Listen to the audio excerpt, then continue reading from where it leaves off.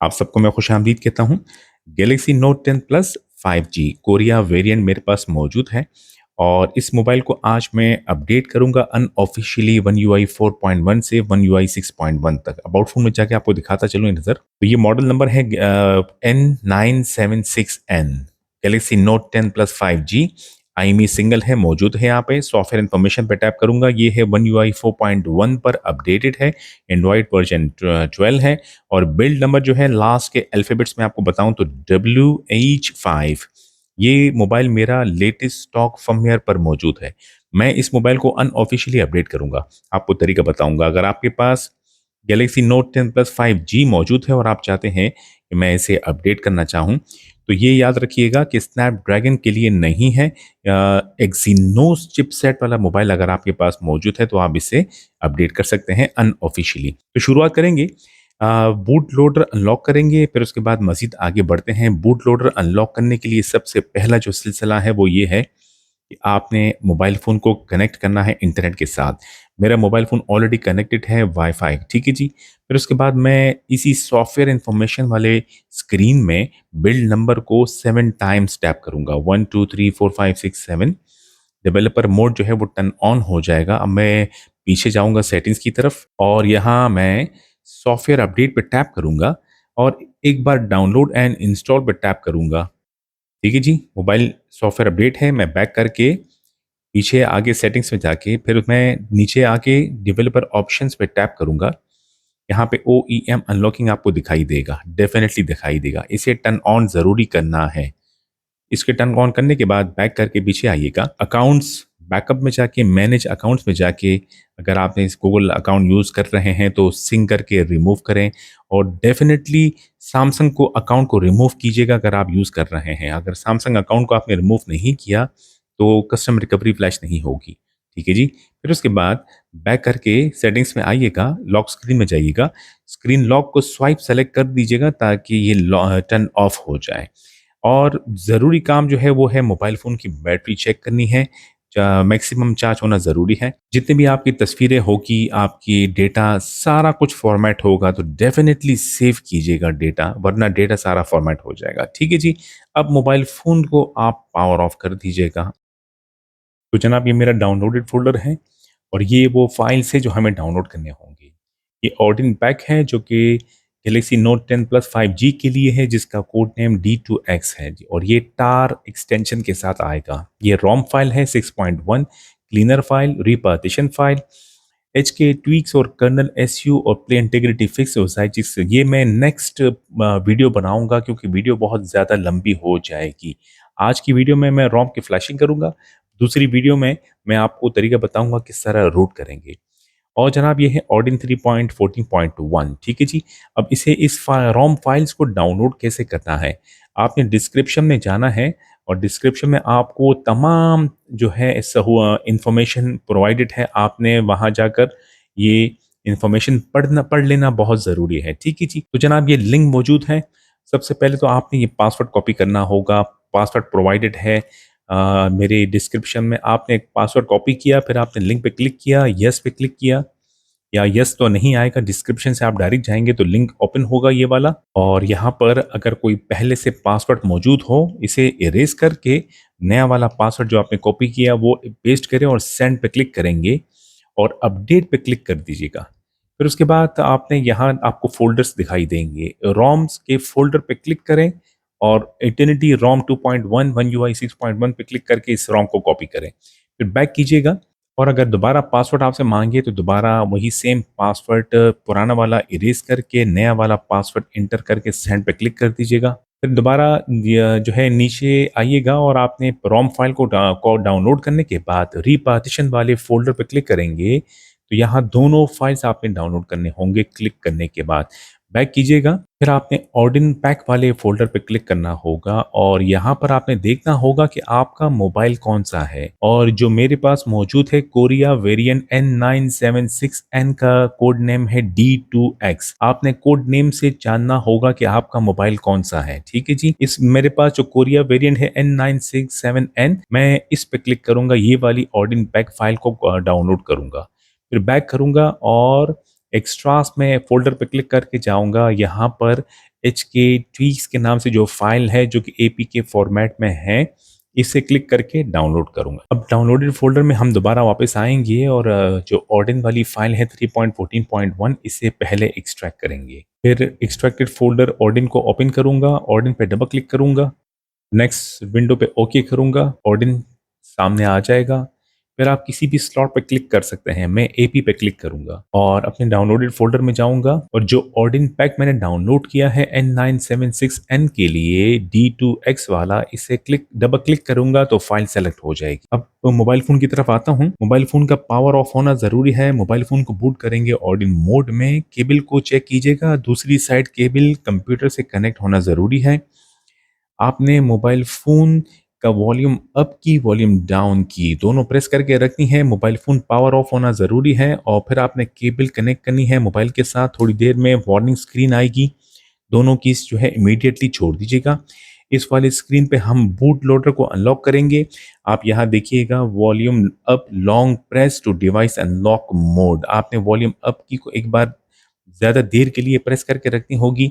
दूसरा पेज आएगा, दूसरी स्क्रीन आएगी तो छोड़ दीजिएगा। यहाँ देखिएगा वॉल्यूम अप की, यस, एक बार वॉल्यूम अप की दबाएंगे तो बूट लोडर अनलॉक ऑटोमेटिकली हो जाएगा। अब आपने वॉल्यूम अप की एक बार प्रेस करनी है तो ये बूट लोडर अनलॉक होगा और इमीडिएटली दोनों की दोबारा दबाइए, दबा के रखिएगा जब सेट रीस्टार्ट होने लगे, ताकि हम वार्निंग स्क्रीन में दोबारा आ जाए। अब जब वार्निंग स्क्रीन आ जाएगी, जैसे मैंने आपसे कहा, जैसे ही मैंने वॉल्यूम अप की प्रेस की, बूट लोडर अनलॉक हुआ। इमीडिएटली आपने वॉल्यूम अप की, वॉल्यूम डाउन की प्रेस करके रखिएगा ताकि दोबारा ये वार्निंग स्क्रीन आ जाए, ताकि हम मोबाइल को बूट करें दोबारा ऑर्डिन मोड में। अब इस वाली स्क्रीन पे, वार्निंग स्क्रीन पे आपने वॉल्यूम अप की एक बार प्रेस करनी है ताकि मोबाइल फ़ोन जो है बूट हो जाए ऑर्डिन मोड में। अब यहाँ ज़रा गौर फरमाइएगा, ये जो ऑर्डिन मोड की स्क्रीन है ये इस तरह होना ज़रूरी है। ठीक है जी, मेरे पास सैमसंग ऑफिशियल फर्मवेयर मौजूद है। यहाँ पर आपको मॉडल नंबर भी दिखेगा N976N और केजी स्टेट का चेकिंग होना ज़रूरी है। FRP लॉक ऑफ है, ठीक है जी। OEM लॉक ऑफ है और ब्रैकेट्स में U है, मतलब ये हुआ कि मोबाइल फ़ोन का बूट लोडर प्रॉपरली अनलॉक है। ये वाली ऑडिन स्क्रीन होगी तो फ्लैशिंग वगैरह तमाम बेहतरीन हो जाएगी। अब सेट कनेक्टेड है मोबाइल कंप्यूटर के साथ। मैं कंप्यूटर स्क्रीन पे आऊँगा तो ऑडिन ने ऑलरेडी डिटेक्ट कर दिया है मेरे मोबाइल को, क्योंकि मैंने सैमसंग USB ड्राइवर वाली फ़ाइल इंस्टॉल की हुई है अपने विंडोज़ में। अगर आपने नहीं की होगी तो ज़रूर इंस्टॉल कर लीजिएगा, लिंक मौजूद है वीडियो की डिस्क्रिप्शन में।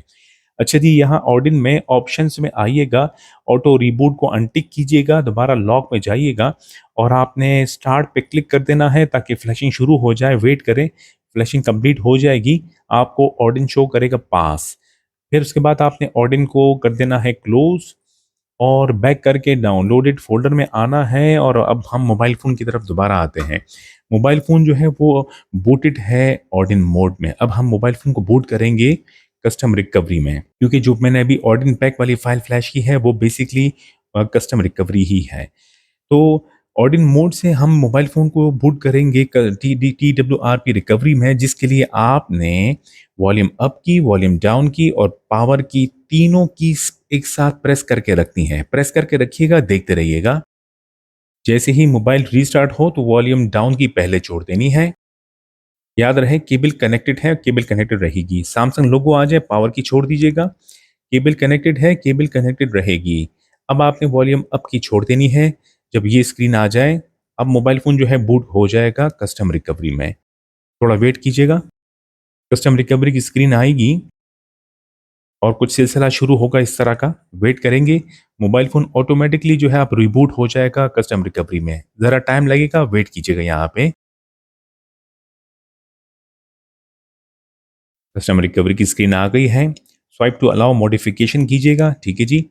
अब यहाँ पर होगा ये कि जो स्टोरेज है वो इनक्रिप्ट हो चुका है, हमें स्टोरेज को डीक्रिप्ट करना होगा।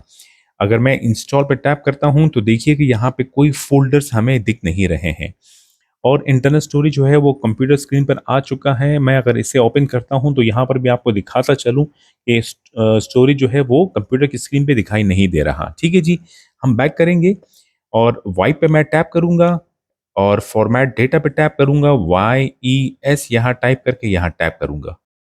जब ये हो जाए, बैक करके मेन स्क्रीन पे जाएं, रिबूट पे टैप करें, रिकवरी पे टैप करें।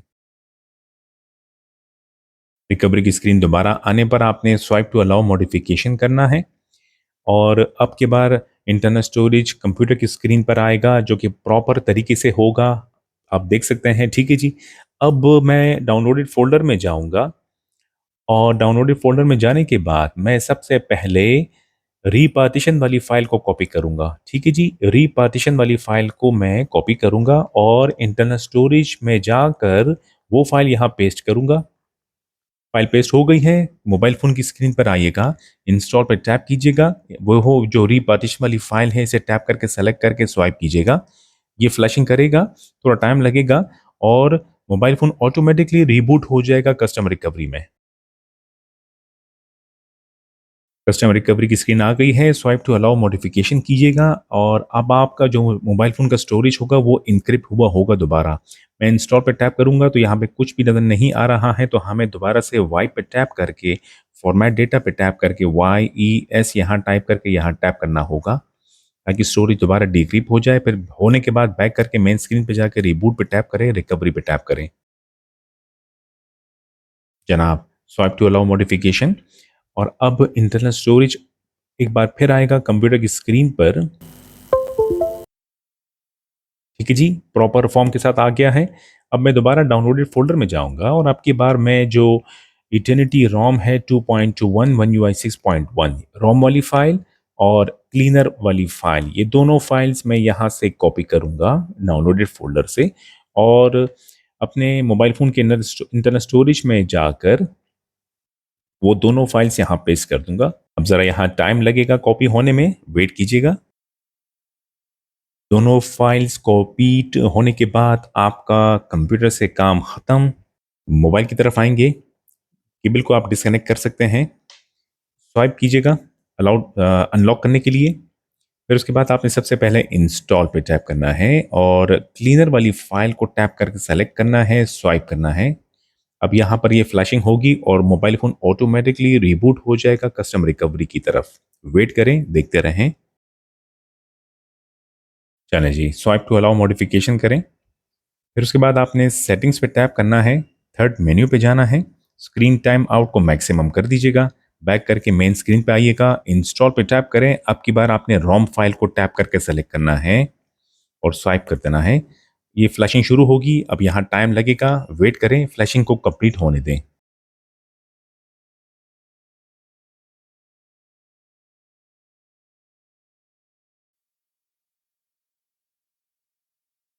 फ्लैशिंग कंप्लीट होने पर आपने दोबारा बैक जा करके मेन स्क्रीन पे जाना होगा, वाई पे टैप कीजिएगा, फॉर्मेट डेटा पे टैप कीजिएगा, YES यहाँ टाइप करके यहाँ टैप कीजिएगा।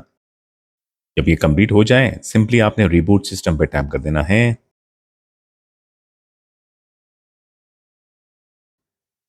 फाइनली मोबाइल फ़ोन ने बूट करना शुरू कर दिया है, तो बस ज़रा सा टाइम लगेगा, वेट कीजिएगा।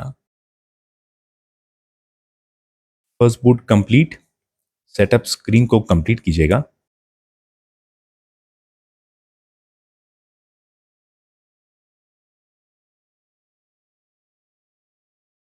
तो जनाब रोम फ्लैश हो गया है और ये रहा जी कंट्रोल सेंटर, नया कंट्रोल सेंटर वन UI 6.1 के साथ।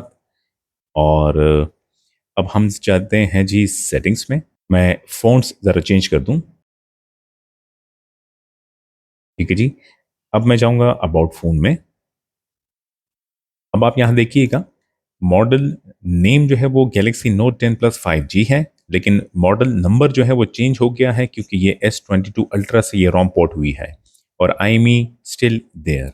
सॉफ्टवेयर इन्फॉर्मेशन पे टैप करूंगा।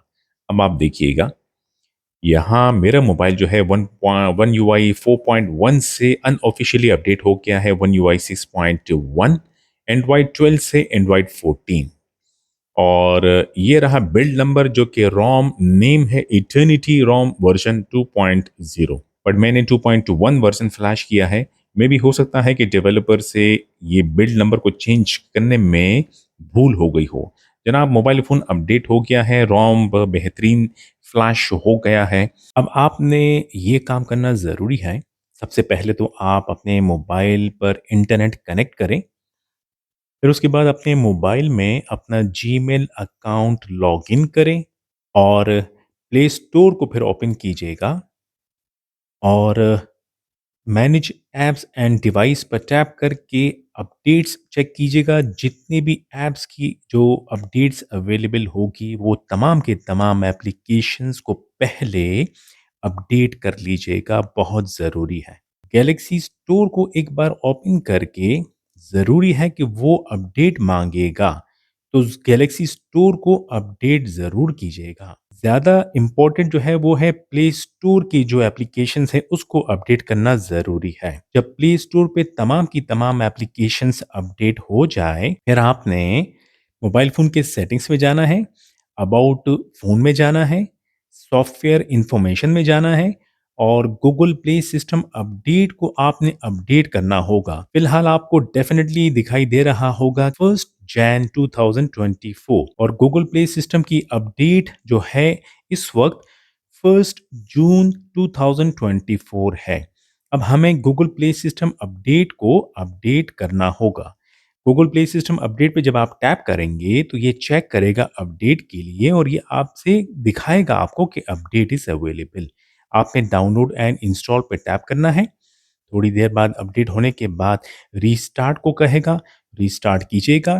जब मोबाइल फ़ोन रीस्टार्ट हो जाएगा, फिर दोबारा आपने सॉफ्टवेयर इन्फॉर्मेशन में जाना होगा। अबाउट फ़ोन में जाने के बाद फिर दोबारा से आपने play system update Google play system update पे टैप करके ये चेक करेगा, यस आपको अपडेट दिखाई देगी।